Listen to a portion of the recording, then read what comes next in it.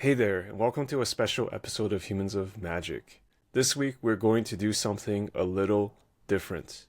Rather than the usual me playing the interviewer and interviewing a guest, we're going to turn the tables around a little bit, and I'm going to be the interviewee, or the guest.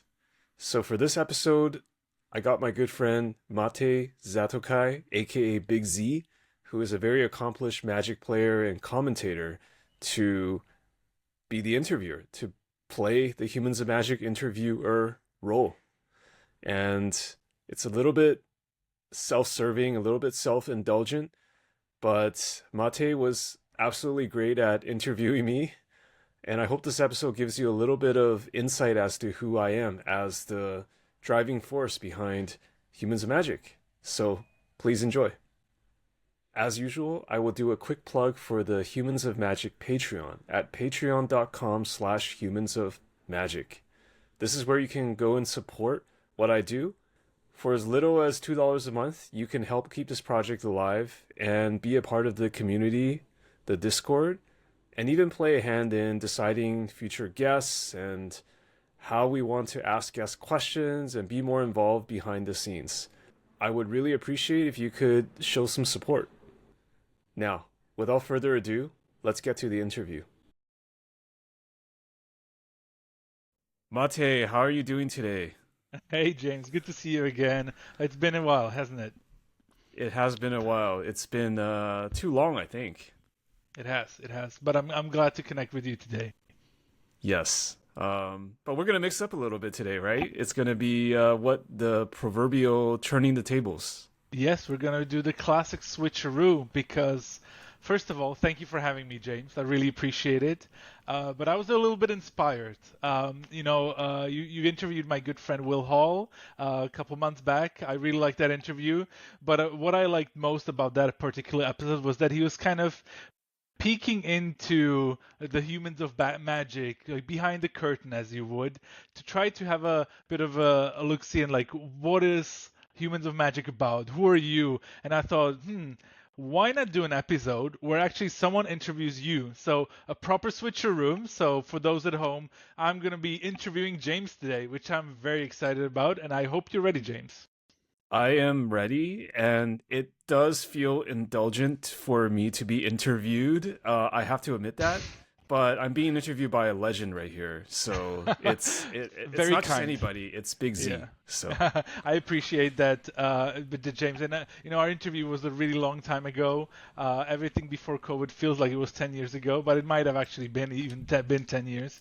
For all I know. But don't worry about being self-indulgent. From a perspective of a fan of the Humans of Magic podcast, I think it's always good to get to know the other person a little bit better. And I think for those who have seen a lot of your videos, like you get little glimpses here and there of what you are like. So I'm kind of want to just put it all into kind of one episode and really find out who James Hsu is. So I'm gonna start right away. Without mentioning Magic the Gathering, tell me your life story. we're always starting with the simplest question. I'm I'm kind of speechless, but I think I would say that my life story is that I'm just someone who loves exploring some new things, Hmm? exploring new ways of thinking, and exploring new knowledge. I was born in Taiwan, grew up in Canada. I now live in mainland China. I've been a traveling Magic player without the Pro Tour credentials. Just I've enjoyed being around the world.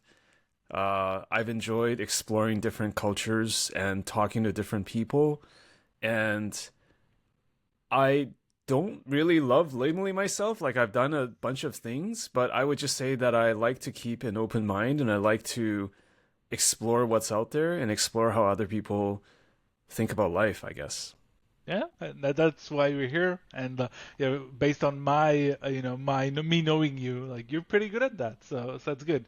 So I do want to talk about Magic, of course, because that's how we got to know each other. That's how most people know you from your involvement in Magic the Gathering. So I'm curious, like, how did you get into Magic? Who or what was the gateway for you? My gateway was just it's 1994.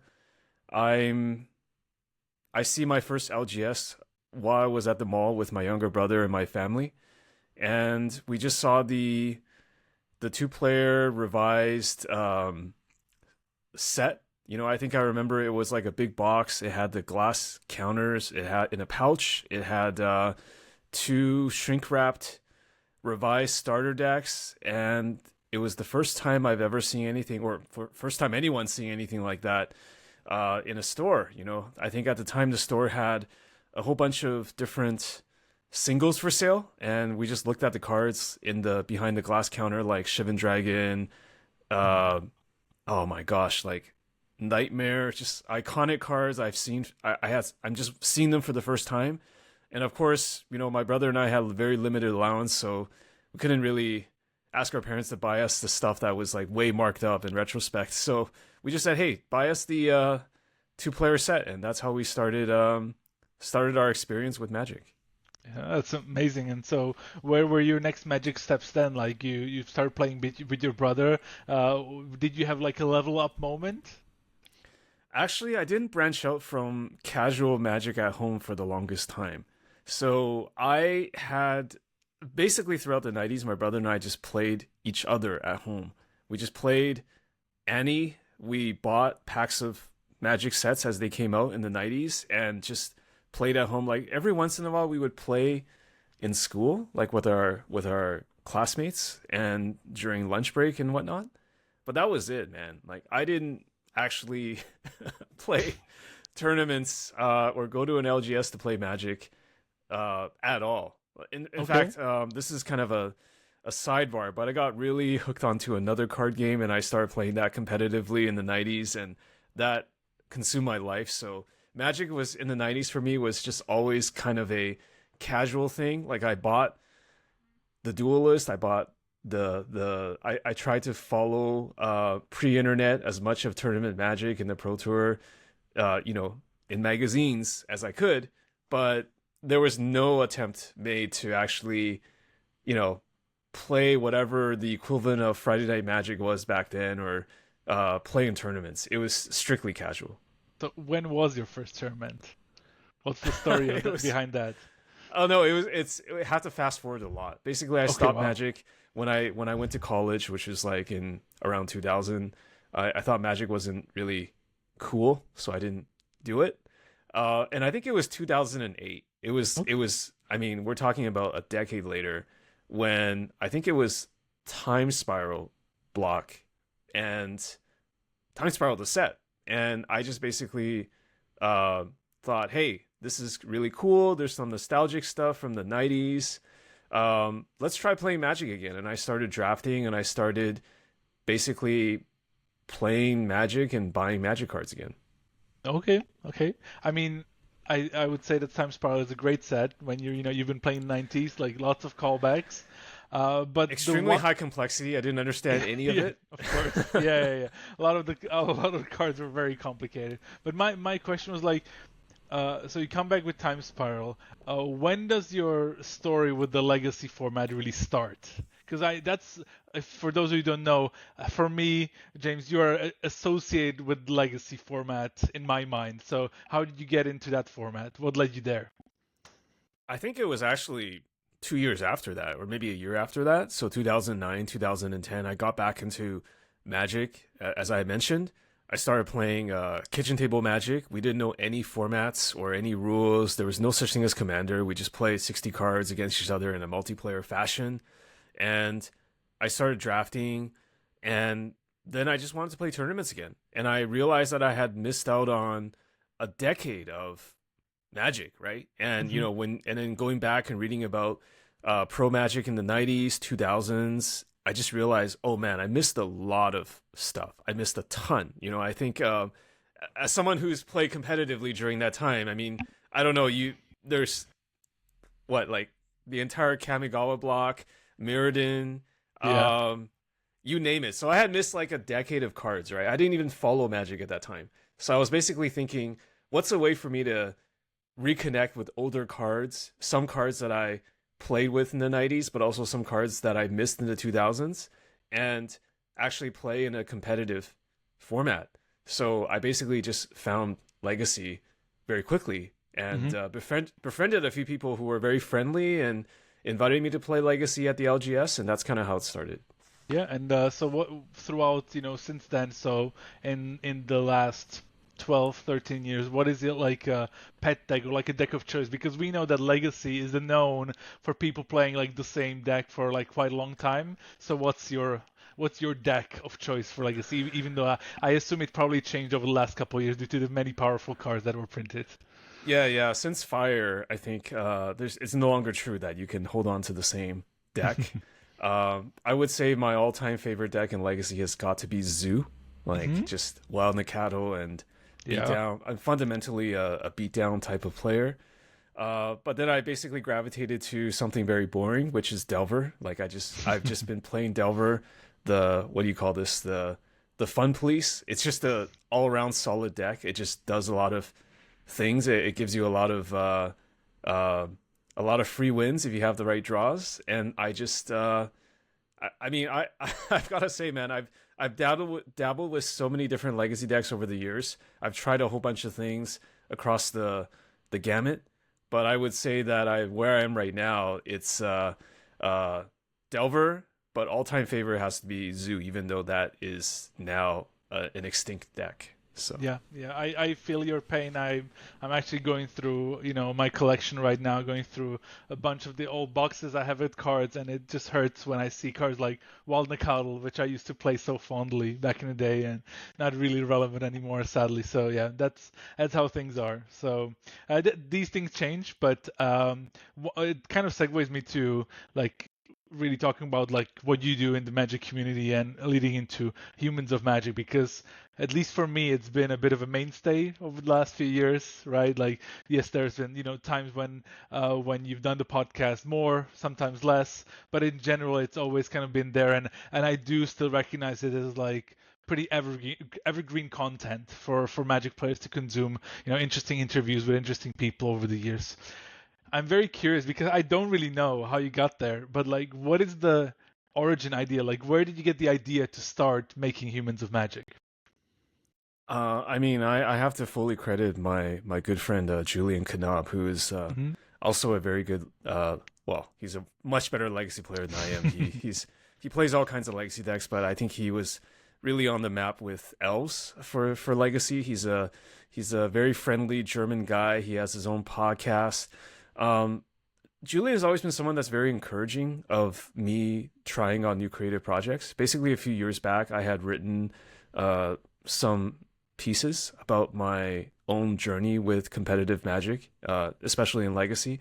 I wrote a whole bunch of blog posts, which ultimately became a book. And after I wrote the book and published it, I thought, I'm so sick and tired of just writing about myself. I just don't ever want to talk about myself again. This is way too much. This is very indulgent, as I guess is the word I'll use again. And I just thought I think it would be really nice to turn the tables and just get to explore different people in the community in a way that is not often talked about. Because I feel like as Magic players, we always have these great conversations with people when we travel with them, when we go to events, and we always end up talking, or at least I always end up talking with friends or Magic players about everything but Magic, right? So that's kind of how it started. I wanted to do that, and I wanted to explore my own curiosity, talk to people that I wouldn't normally get a chance to talk to, and just put myself out there, and hopefully other people would find it interesting. So that's kind of how it started. Okay. When was it mentioned the first time by you or Julian? When did you want to get started, and when was the first one that if you remember? Oh man, I think it was 2015 or 2016. That was when I started, and I think it was a group chat. Julian was very encouraging. At the time, we were talking about a whole bunch of different, just brainstorming a whole bunch of Magic ideas, project ideas. And I think there was also a chat that Jarvis Yu was in. So Jarvis is also a Legacy player, and really, really a very accomplished Magic player. I shouldn't say Legacy player. He's had a lot of success as a grinder, as a pro, and he was the first person I interviewed because I think it was in the same group chat, and I just said, "Hey, I would love to try something like this," and he said, "Yeah, let's just try it," and we just fired up the recording software and just that was the first episode. Yeah, and Jarvis is a good friend of mine, and I think it's a good like a good point to interview someone you actually know, right, and that you're comfortable with to get you going, because ultimately, and you can probably attest to that, the most difficult thing with content creation is just to start, right? Like, you don't have to have the perfect setup, but sometimes you just want to start and try to get stuff out there and improve it as you go. Speaking of which, that's one of the things I wanted to ask you. You mentioned this part of the story on that podcast with Will. I was kind of curious, like, you mentioned that if you could start over, maybe you would start to do it on YouTube as well, not just the audio podcast, something you transition to later. Like, tell me a little bit about, like, how long it took you to realize that you need to do video on top of audio as well. I mean, to this day, I'm still kind of on the fence about that. Like, to me, it just felt like video was a natural progression because all the podcasts in the world were trying to do that, but it's not an absolute must. The only reason I thought about YouTube or video is because discoverability. I just feel like, just very practically, right? This is a very practical matter. It's very hard to grow a podcast and get people to discover it. Like, it's just, we're still in this model where you have to go find someone's podcast on your podcasting app, subscribe, and it just feels like with YouTube, you can put yourself out there a little bit more. And I also really like the fact that you actually get comments on YouTube. You actually get comments on videos. You actually have people give you feedback. Because I know people leave reviews and ratings on podcast apps or platforms, but it's not as frequent. So I feel like there's just more of a potential connection going on. And also, I was just thinking, like, I started doing video interviews with people and not using the video because I wanted to have this. I wanted to have like be able to see each other. Because like when I was doing just audio, I always had to kind of interrupt or add laughter or add my own verbal acknowledgement because I couldn't see them and they couldn't see me. So it needed to be a technique. But then I always ended up wanting to edit them out, and most of the time I would. And so it actually felt, I guess video felt like a challenge because most of the time now when I do video, it's just one take, right? So I never feel like I want to back away from a challenge. So I was telling Will in that interview that my only regret is not doing it sooner, because there were a couple years where I thought, should I do video? And I was just kind of fearful of like, oh, it'd be a lot of work. Like, you would have to edit video, and I don't know how to do that. And it's just, I think as a content creator, just your fear of unknown or change just always seems to hold us back, you know? Yeah, I agree. But one thing I would note is that I feel like the landscape has changed quite a bit. I tend to look at it from a perspective of, Magic coverage, where back in the day it was just text, right? Then we then had like Rich Hagan, do his kind of podcast style, like reporting from the GPs and PTs, right? You had those audio clips with very little video content for like Pro Tour top eights back in the day, but evolving into live video, and then the YouTube ecosystem of Magic really grew. Whereas with podcasting, I felt like before it was its own big thing, but now it's like part of a larger thing. Usually people start as like YouTubers or streamers, right? And when you start as a streamer, it makes sense to do some YouTube highlights, and maybe it makes sense for me to have a podcast, right? So it's like it's lower down the funnel of content consumption, whereas you had Humans of Magic as a standalone thing that you then try to branch out into these other media, which is I would think is a bit more difficult as well. So And I wanted to ask you real quick. Yeah, sure. I knew you were asking me, but like, you how can't do you keep feel? the habit. I get it. I know I can't resist the urge. But how do you feel as a caster? Just the evolution of coverage and being involved in that. Do you like it? Like in the old days? Do you like it now, or are you looking for some sort of middle ground?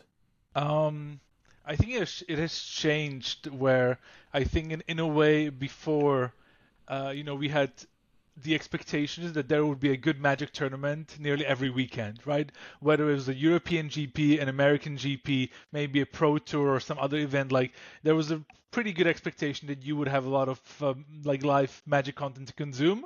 And like since COVID hit and of course the development of YouTube, a lot of people figuring out YouTube, it has changed. And of course, partly that also the focus of Wizards has changed from competitive play to a lot more casual play, like Commander, right? I would say that the number one type of consumed content on YouTube is probably Commander.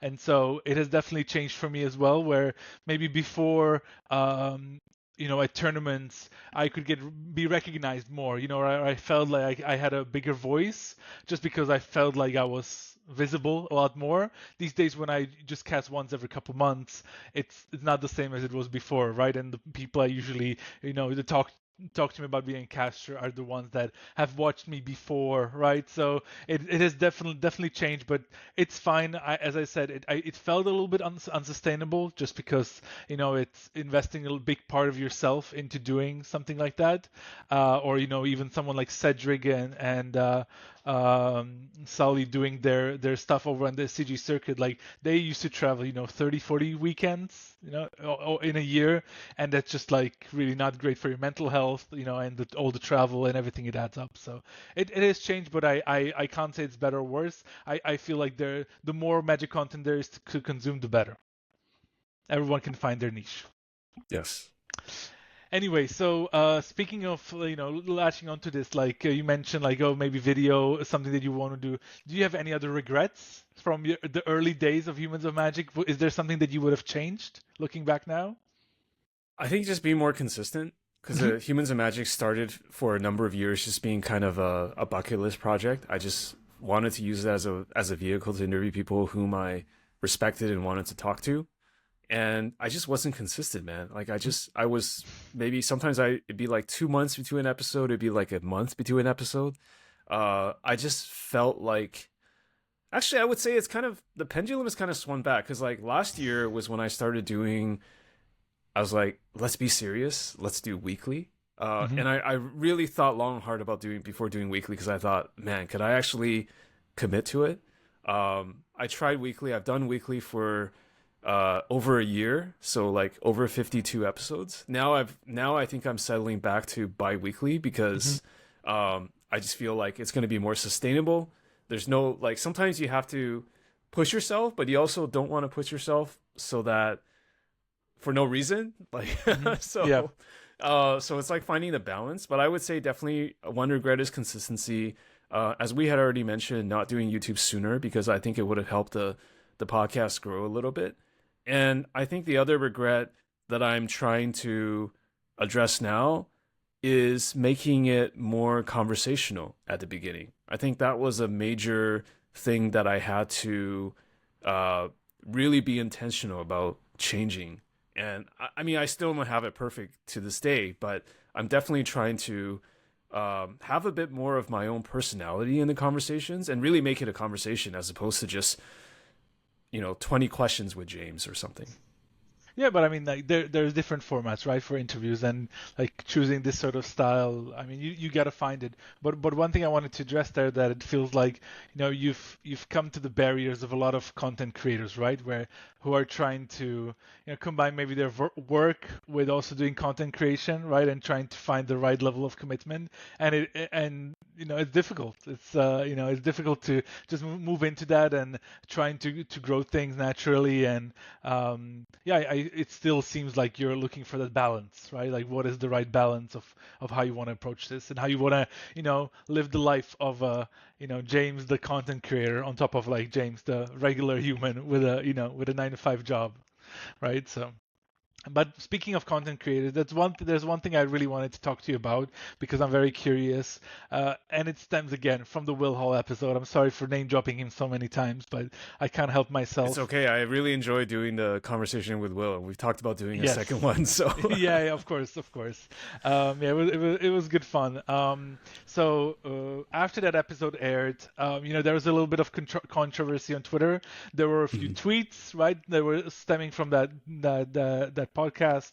And I'm just curious, like, for those who missed it, because in this Twitter day and age, it's very easy to miss, right? Hmm. Things, and things might get blown out of proportion. But I kind of wanted to kind of your take on like what happened and how that relates to you as the content creator relating to other content creators in the space. Yeah, yeah. So I'm glad you asked about this because I had some time to think about it. I think the thing about Twitter, I'm gonna keep calling it Twitter. I know it's called Same. X, but I'm just gonna call it Twitter because who knows? It might be a name change next week, right? So it might go back to Twitter. Um, Old habits die hard. Um, I I think the number one thing about Twitter, it's like that meme, like you never want to be the main protagonist on Twitter. That's the goal, is to never be the main protagonist. I think for 1 day or maybe 2 days, I was the main protagonist. And what happened was, the background is that I've been trying to find the right balance of like content, quality content, long form content, which is what I do, and quite frankly, clickbait. And what happened there was I basically shot myself in the foot. I I started because I started clipping parts of the full episodes that I thought would be interesting, that would make people curious or interested, and I basically plucked some of the conversation, I would say, out of context, where if you just looked at the clip and you didn't watch the first hour and a half of the conversation, you'd be like, what the heck is this? And I think that's what happened. And when I say I shot myself in the foot, I fully admit to making or presenting some of the content in a kind of clickbaity way. Because basically, Will and I were talking about a particular individual whom I didn't like, and I basically used the conversation to talk about that individual and presented it as me hating on that individual. And I did it myself. It wasn't even like, okay, someone watched Humans of Magic and clipped my thing. I shot myself in the foot. I fully own up to it. I thought it would be a way to get people interested in the full episode, but that it didn't end up that way. Basically, what happened was it created controversy where I shouldn't have created controversy, and I realized that it definitely was a mistake. I don't want to. I want to own up to that. It was like just it kind of cast Will in a bad light too, because he was in the clip and I was talking about this other person and it had nothing to do with Will. So it's kind of like me using my own platform to just rant, and it's not even what I usually do. It's kind of like when I say I want to put my own personality into it, I think it went a little bit too far in that direction in my own agenda. So yeah, I guess I don't know. I hope I'm being specific enough, but it's like basically just me trying to figure out like how to get attention on the internet and just backfiring. And I just realized after that incident, like I can't just be someone who wants to generate outrage and controversy at someone's expense. It's just not sustainable. If I was a sociopath or a psychopath, like I don't know which one, like I would just do that. Like it was the first time I felt like I had the agency to do that if I wanted to. Like I could become somebody whom I wasn't if I did not care about the consequences of that. Because I saw that the what do you call that? Outrage marketing is just so much more effective than alternatives. Yeah, and So, always was, always was, right? I think that's just the, especially on platforms like YouTube and Twitter. But I think it's the whole thing. Like there's a responsibility to your platform. You have to play the long game, especially for the show that I'm doing, which is about building goodwill and putting people in a good light and having human conversations with them. It's not about it's not a channel where I'm just venting, right? So I think it was definitely a misstep. Yeah, I mean, you're going through what's typically for all content creators, right? You make mistakes, you try things, right? You figure out what works, what doesn't work, and you try to adjust. In this case, there was some backlash from other content creators in the community. But as you mentioned, like you've taken it down, right? You tried to you walked it back. You realized your mistake, and you'll try to do better. But I understand it. why that sort of things happen, because as you said, outrage marketing just works, clickbait works. As much as we hate to admit it, we also sometimes fall to it. But yeah, that's just the way things are, and hopefully, I mean, it looks like you've learned your lesson, so that's important. I think so. I own it, and I guess the analogy I can also make is short form versus long form content, right? Because you know how like nowadays we have YouTube Shorts, we have Instagram Reels, we Yep. have TikToks, and then we have my YouTube long form videos. And there's actually a very common um, belief, and I agree with this, is that like if you're a long form creator, you don't necessarily want to do a lot of like shorts and short form stuff, because even if you're getting subscribers or attention from that, those people are not actually the ones watching your long form. So it's like, if I create a controversial 20-second clip and it gets 1 million views, like sure, there's some sort of like vanity metric or boost, but it's not really what I want to do, because those people are not going to be watching an hour and a half interviews. So Yeah, or more. Yeah, 100%. So, in any case, I'm hoping that in the future you'll avoid these sorts of things, and you'll have great guests on Humans of Magic.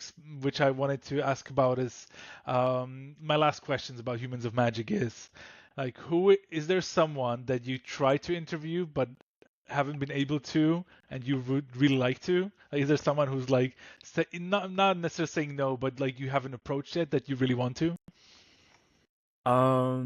that I haven't approached, I've been rejected or ghosted by a lot of people. I have a lot of people turn me down. So you're saying not those people, but just people that I haven't asked yet, right? Yeah. Is I'm there just anyone? looking at my list. Oh, Yeah. you have a list.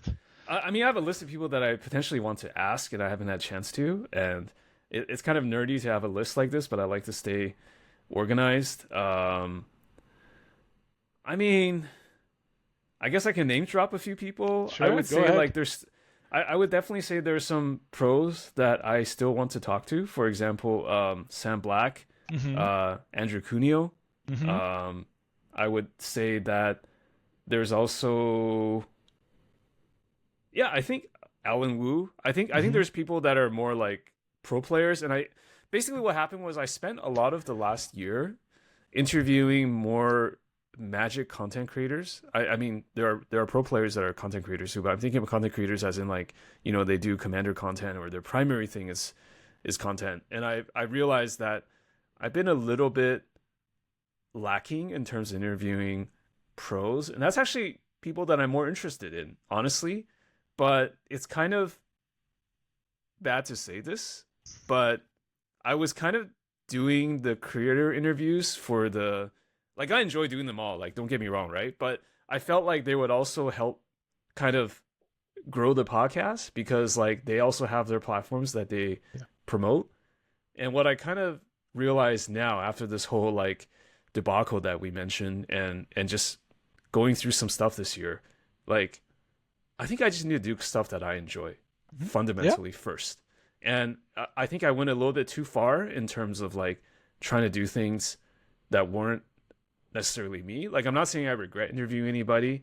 I'm just saying that when you have finite time and you're trying to do this as a part-time thing, yes, it's good to get growth, but there are costs to it, and there are opportunity costs. So there are still people like Andrew Cuneo and Sam Black that I really want to talk to, because I just want to know how they think about magic and life. And it's not to do with like, oh, I think this person's gonna get me some kind of traction on my podcast. It's not about that. Like, I feel like that will just come if I just do my thing over time. Mhm. Like, maybe that sounds arrogant, but I think I just need to trust the process and follow it, as Yes. opposed to Yes. chasing something. Yeah, you need those reps. You need to know what who you want to be, and how you want to shape it. So that makes complete sense. So, and it wouldn't be like if you're just doing something for the sake of doing rather than enjoying it, it would show on the quality, right? So I'm fully with you behind that. I want to leave the content creators a little bit aside and talk about more maybe something on your software engineering side of things. One of the projects that I've known you for that doesn't really get talked about that much anymore, because I assume it doesn't exist anymore, is the Cardboard Live. the Twitch extension. So Yeah. I would be just kind of curious if you could tell me the story of how it came to be, how it was used, and what happened in the end. Yeah. I love to talk about that. So, um, Cardboard Live is just something that my co-founder Wilson Hunter and I came up with together. So, Wilson is not someone who is as active in the Magic scene, but he was a pro player. He did play on the Pro Tour a couple times. So he was a very high level player. We had known each other through Magic circles, and we basically wanted to solve this problem that we felt existed for viewers, which is oftentimes when you watch Magic coverage, you have no idea what's going on, especially as you're entering halfway through, or you don't know what round it is, you don't know who the players are, you don't know what decks they're playing, and it requires talent like the casters, like you, to tell people often repeatedly what it is. And so the whole concept behind Cardboard Live initially was to just level up Magic coverage using software, using an overlay. We had built a couple of cool things. We started working with Wizards as well, and I think to this day Wizards still uses Cardboard Live for the deck list part of Think so, coverage. yeah. So that's we're really proud of that. So How did yeah, you get them to use it? Like, what was the process like? I'm very interested because maybe there's other people who have built really interesting things or want to do it, but like it needs that sort of traction, right, from the publisher right away. So, how did it happen? I have to think about it because I don't exactly remember. I don't. I'm pretty sure that Wizards just approached us. Like they Oh, just approached us, and um, actually no, sorry, it's been a while, so it's coming back to me now. I swear this is not revisionism.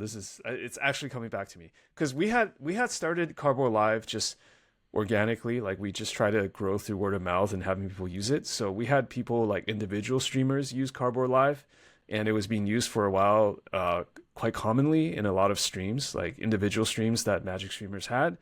And then I think the big thing for us was um, Wilson knew Pete Hoffling, mhm. so the president of Star City Games, and we managed to get Star City Games to use Cardboard Live for all of their events.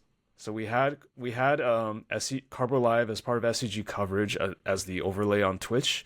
I think they started using us for Versage, which was their weekly uh, gameplay series, and I think that was the one of the things that got us on the map with Wizards, because then from then on it was like, Wizards employees, they also watch coverage of Yeah, of other course. Magic events, and I think it's just sort of that organic growth and word of mouth and seeing that.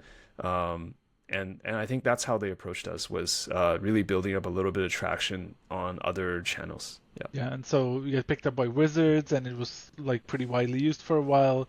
What happened to it? Where where is it at? Yeah, it still exists. Wilson is still behind Cardboard Live. I have chosen to step away from the day to day of Cardboard Live. It's just, yeah, I mean, I just felt like I was ready to move on. I had other things that I wanted to focus on in terms of career, and I guess I should say this: like Cardboard Live existed. Wilson and I pivoted the concept because Cardboard Live we wanted to build as we wanted to not just do a Twitch extension, but we also wanted to build our own competitor to Twitch or Mixer. We actually started building our own streaming platform, and unfortunately, it didn't get the traction that we wanted. So it stayed on primarily as the Twitch extension, but that was the vision. And we took the technology that we built and we started a new startup company called StreamSage that was using a lot of the Cardboard Live technology that we had built, but an entirely different vertical, like entirely different content, like no longer Magic. It was other types of online streaming content. And we started focusing on that. And at that time, we were still running both companies. So CBL, StreamStage, I was involved in that. But last year, I decided to take a step back from that and move on to another career opportunity. And that's when I made the clean break from both companies, because I was stepping into a career or a role that required me to be full time. and I didn't feel right to have kind of two full-time jobs basically. So it's that was what happened. Yeah, I mean, you were looking for a balance, right? We've mentioned it before, right? It can be difficult to manage multiple things like this, especially when you also maybe had some ambitions in the content creation space or wanting to continue with that. It can be very difficult to juggle. So, and I have fond memories of Cardboard Life. That's why I kind of wanted to ask. But yeah. Me too. So I thank you for asking. yeah, no, it's good. And you mentioned your book already, so that's one thing that was a project. But something that's similar to that, and you've kind of, you said like a couple of times that you want to avoid the, self-indulgent things. But one thing that I have associated with you as well in my mind is your newsletter. Right, and maybe not many people know that you actually have a newsletter that where you share your kind of life, work, education, and I specifically remember the lockdown diaries that you did, I think last year, right? So for me, newsletters have been on like a bit of a renaissance in the last couple of years. Like a lot of people have started creating them. I was just wondering, like, what was behind your decision? Like what was your aim with doing the newsletter and sharing what you're going through with other people in this way? Well, I had always had the newsletter going for a while, even before the lockdown. So for folks who don't know, like there was a serious lockdown in China last year. Like it was the most draconian of draconian lockdowns. Like it was unrivaled by any other country as far as I know in terms of like restrictive access, like being able to go in and out of your home and just access to food, and it really it was a lot. So to answer your question, I'd always been doing the newsletter even before that, just as a way to just connect with friends. Like I'm very introverted, so I like to do things like podcasting and talk to people one on one, and write newsletters about myself in personal ways. Mm-hmm. And that's how I like to communicate. I'm just not the kind of person to go to a pub and go for drinks with people and just talk about stuff. And then I've always been very interested in writing and sharing the way I think in very specific ways. So the newsletter Mm-hmm. was a way to do that, and just a way to write. Of course, I was doing it a lot more regularly before the YouTube thing, but to write weekly on a regular basis. And yeah, that was the idea. And then when the lockdown happened, it was just like a way to communicate with people, because people would just ask me like, "How's it going?" And I have a lot of difficulty answering that question. Sometimes it's like, "How's it going?" Like, do you want the long answer or the short answer? I guess the short answer is like good or whatever. But I always like to. It's almost become like a joke by now. Like if someone asks me now how am I doing, like I'll just say the short answer is this, the long answer, and then there's a link to my newsletter or my blog, which is really just a newsletter, but on the website. And it's just if people want to know, they can read more. And I enjoy sharing that stuff. And I think during the lockdown, it was a good way to just let some things out, basically. No, I'm just surprised at the forum, right? Because a lot of I've learned this over COVID that I felt connected to some people, even though I haven't seen them in 4 years, or a long time, because they were posting on Facebook or Twitter, or these sort of things. But with you, my connection was the newsletter, because it's in a way, I understand that, it's also public, right, in a way, but Facebook and Twitter and Instagram and other platforms are just very public and Yeah. like personal, like going outwards, but it kind of creates engagement, whereas newsletter is again something that you do on your own time and then you share it with people. And I'm sure people, based on what you've wrote, like people connected with you afterwards, right? At least that's what you're implying. But I'm just curious why is exactly a weekly newsletter rather than like a daily or every other day Facebook post or something similar. Okay. Okay, I see. I like the weekly format of the newsletter. I like weekly, first of all, because I feel like weekly forces you to write something that is a little bit organized. I often just write something and then leave it, and then the next day do some editing. Usually that means just cutting in half because I just write too many words, and still too long, I think. So I like weekly for that reason. I like newsletters because I just find that a lot of my friends, even older friends or my age, they don't really check Facebook anymore. Hmm. And I have their email, so I feel like email is the most immediate way because I'll have people like directly reply to the email, and then I can just start a one-on-one conversation with them. And I have a few friends that are not active on Facebook, so that was kind of like the reason why. Of course, I'll do the double post, like I'll do the Yeah. newsletter and I'll do the Facebook link to the blog, but I just never really was someone who was just like only posting to Facebook because I thought that there might be some friends that don't check that. Hmm. And a newsletter just feels more personal because you have to opt into it. You have to subscribe to my newsletter. So I feel like it's okay to be really personal and share stuff and go deep because you chose to follow me, right? To follow the newsletter. Whereas Facebook, it's kind of like we were just friends like 10 years ago and now you see the stuff. And it's fine, but I feel like there's less of an opt-in kind of mechanism. Yeah, that's fair. That's fair. Um, One thing that like outside of the COVID like lockdown diaries, one thing that I distinctly remember from your newsletter, and I wanted to ask you about is kind of getting your MBA, like going through like an educational course.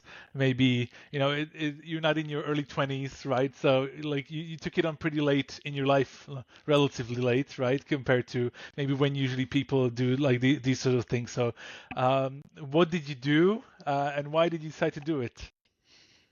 Yeah, I mean, I've always wanted to get an MBA, Master's of Business Administration. It just never really felt like there was a good time to do it. And I think for what I'm doing, which is product management within software, a lot of people get MBAs so that they can be a product manager. And I was lucky to just already have the opportunity to become a product manager. And I like this career track, so I didn't really need an MBA. But I've always been kind of a lifelong learner and just speaking to the curiosity and learning. I feel like I felt like it's kind of like humans and magic. Like there's a bucket list. So there's a bucket list of things that I want to do from a learning perspective. And I think what really happened was I always had it on the back burner. My wife was very encouraging for influencing me to get an MBA. She was actually the first one who wanted to get an MBA. And we decided, okay, if we're going to both do it, at some point, maybe I can go first because she was at a busier point in her career, like less flexibility in terms of schedule. And of course, COVID happened, right? So Yeah. I started the MBA in 2020 because I knew that I was going to be stuck in Shanghai for a while. So I might as well use the time to commit to something like that on Mhm. weekends. So that's Yeah. yeah. And what did you like the most out of it? Like, what was the most enjoyable part of that MBA experience? Outside of like actually getting the diploma at the end. Oh yeah, I mean, no question, it's the network, right? It's just meeting folks that I feel like I have a good bond or connection with in my class, like just the network, the friendship, I should say. Like I often think that it's kind of like this dirty concept, like it's very transactional, but it's not like that. I feel like the culture, at least in our class, is just like people are just willing to like go have lunch. It's not like you have to do something for me, I do something for you. It's not like that. Like it's very friendly, laid back. I think it's just the culture of our program and our school. And I think without a doubt, it's the hopefully lifelong friendships that I can develop through the network. Yeah. You think Magic and Humans of Magic has maybe helped you prepare for that, for that networking part? Do you think it had a maybe helping hand? A little bit, I think. I actually I don't know what my life would be like if I didn't have Humans of Magic. Uh, I mean, I think from an MBA or networking perspective, it definitely helped me think about how to be a better or how to be a better communicator, period. Hmm. I'm very happy with the progress I have made as a public speaker and just learning things from this project. But I think also it's just like Humans of Magic has got me through some tough times, especially last year with the Hmm. lockdown. It was really nice to just talk to people. Like, some people do Zoom calls. I do them as well. Some people do podcasts, and it was really helpful. So Yeah, no, no, absolutely, and I think it just shows that your kind of mindset, and I would say that from my perspective, you find something. You're a doer, right? You want to do something, you want to achieve something, and you just decide to do it. Whether it's starting the MBA or doing something like continuing with the podcast that you started, or trying to put a twist on it. You're working on it, and I think it's something that others could see and take the same approach. Just try to be open and learn new things even as you grow older. So that's good. Speaking of doing though, I want to do the part where it's similar to like late night show in the US, where a lot of the guests have a movie or a book that they just released, right, and they get invited. And so last week I got in my inbox an email about The Why, a new project that you've started. So for people who haven't seen it, haven't heard it, tell us, what is The Why? I mean, because we're talking about the context of Humans of Magic here, like it's the real pitch or the real thing is like it's Humans of Magic without the magic. It's really just humans, right? Humans, so yeah. I have so much fun talking to people about their why or what motivates them, what drives them, what makes them who they are, their passions, stuff like that. And I've always done it. I always felt like the best episodes of Humans of Magic was when we went full out, like all into that domain. I can think of a few episodes in the past year where it was, for me, it just felt wonderful because we didn't talk about magic almost at all. Like it was just, magic was the pretense to just have these conversations, which I really enjoyed. Again, not the most popularly viewed or listened to episodes, but I just enjoyed them myself. And so this project is really just to remove that magic barrier. It's really just Humans of Magic without, like, I don't have to have I used to joke with Julian, whom I mentioned, like, we can keep doing Humans of Magic, and I'll just hand every guest like a pack. I'll just mail them a pack of magic cards. Like, look, now you're a Magic player, so I can interview you, right? No, I just didn't want to have that restriction anymore. I wanted to just open it up. I just really enjoy talking to people about what motivates them, and for the initial couple of episodes that I've recorded for the Why, I have to admit, I was trying to source guests, so I actually ended up interviewing a lot of Magic players, but it was about all the non-Magic stuff. So that, I think it's really cool. Like, cause I just feel like as people, we have like so many interests, right? Like, I'm sure that you're also not defined just by Magic, right? You're a father, a husband, you have other things going on in your career, and it's very easy for, I mean, in this day and age, I guess we kind of have to like specialize or say that Matej is X, right? Or not Twitter, but Matej is this person or this person who does this. But the reality is, I just want to explore more than that. So that's what the project is about. It's really like an excuse to have interesting conversation with people and hopefully like unlock a little bit of what makes them who they are. Yes, and you forgot, James, I can already tell you're not a great YouTuber slash, content creator, because you'd be like and subscribe, follow the channel, click the bell, go to that Twitter account, sign up. But on the other hand, I know that you want to grow it organically, right? Like it already became apparent that you're not the clickbaiter, and I'm sure it'll find its audience. Right, because especially if you're starting with Magic players, I saw that the first episode with Zach Hill. Haven't heard from Zach in ages, so I would love to hear what he's on, is happening in his life. So I'm definitely going to check it out and listen to that one as well. Yeah, I appreciate that. I have no idea if this is going to be successful, and I have my doubts as well, to be honest. But I just feel like I just want to try it. Yeah. And do you feel it has to be successful for you to no, it enjoy doesn't. it? It doesn't. Yeah. Like, I feel like the test is going to be, am I enjoying these conversations? Would I do them even if I never release them? If the answer is yes, then I would just do it. Be reasonable about it, right? Like, be reasonable. Like, you have to obviously, like, I can't kill myself. Like, I'm not going to try to like destroy my schedule trying to do these interviews, but like within reason, if it happens, if it, in a good way, I'll just try to keep doing them. Mm-hmm. I mean, it weaves through the entire interview, but from my perspective, if it sounds like it's something you enjoy doing for yourself, right? Like actually talking to interesting people, learning from them. even if the bar is just like you have to like it and one other person likes it in the world, like even that is good, right? And I saw that your videos get, hundreds if not thousands of views, so there are people who enjoy them. So as long as it makes you happy and keep and you can keep producing it without endangering your mental health or your other life stuff, just do it, and do it. And that's I think a lesson for other people as well. Just make sure you do the things that you enjoy. And I can tell you from my perspective, again, not to be self-indulgent towards the end of the interview, but when the pandemic started, I took a step away from Magic, just because I had a small child. I had a wife to look after, and I wanted to spend time with them. But I was really kicking myself for stopping playing completely. I was still following along, but I just didn't have any cards at all for like nearly 2 years.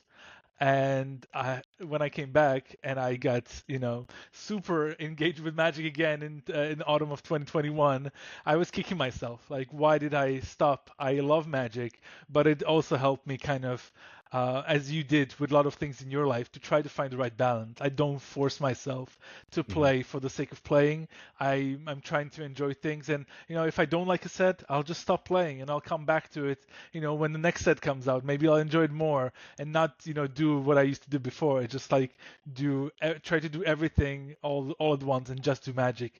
Now I play other games. Now I do other things. I have new friends as well, and I think doing something that's good for your personal growth and your own mental health, I think, is paramount. So I think we're both kind of over the pandemic, we've learned our lessons about how to maintain that balance. I hope, at least.